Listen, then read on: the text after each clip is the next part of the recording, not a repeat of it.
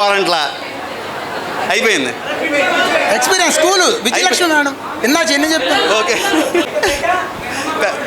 పెద్ద అమ్మాయి 10th అయిపోయింది, చిన్న అమ్మాయి 7th అయిపోయింది. ఓకే. మన స్కూల్లో గురించి చెప్పాలంటే నాకు దెబ్బలు తిన్నాయే బాగా గుర్తుంటాయి. వాటి గురించి చెప్పమంటే ఒకటి చెప్తాను.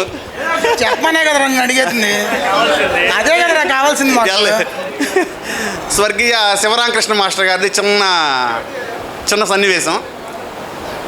అరే 8th క్లాస్కి వచ్చిన కొత్త మేడం, నేను 8th క్లాస్లోకి వచ్చిన కొత్తలో లెక్కలు చెప్తా ఉన్నారు సార్ గారు. లెక్కలు చెప్తా నన్ను లేపారు.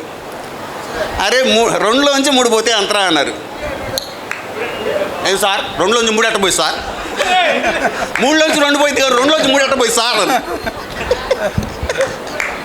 సూపర్. అరే చెప్పండి కొట్టండి. అరే అరే అంతే కదండి. నాకు అప్పుడు దాకా తెలిసింది మైనస్లు ఎన్ని తెలియవు.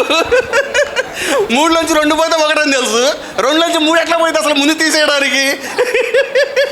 అరే అంత గొప్ప క్వశ్చన్ వేసావంటే నువ్వు అప్పట్లోనే నువ్వు ఎప్పటికైనా అవుతావు బాబు, అవుతావు. అరే ఇప్పటికైనా తెలుసుకున్నావా? ఇప్పటికైనా తెలుసుకున్నావా 2లోంచి 3 పోతే ఎంత అని?